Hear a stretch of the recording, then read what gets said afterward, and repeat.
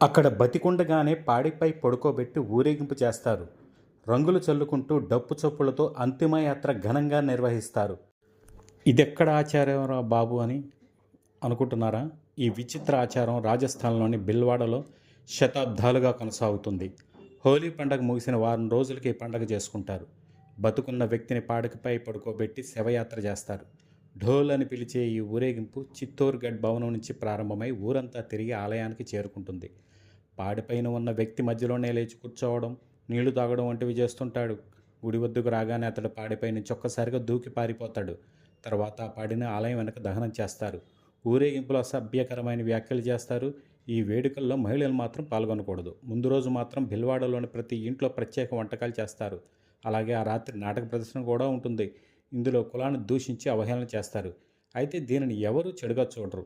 ఈ శవయాత్రను చూసేందుకు పలు ప్రాంతాల నుంచి భిల్వాడకు జనం వస్తుంటారు.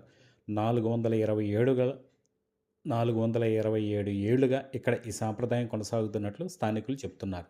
ఓసారి మీరు కూడా ఓ లుక్ వేయండి.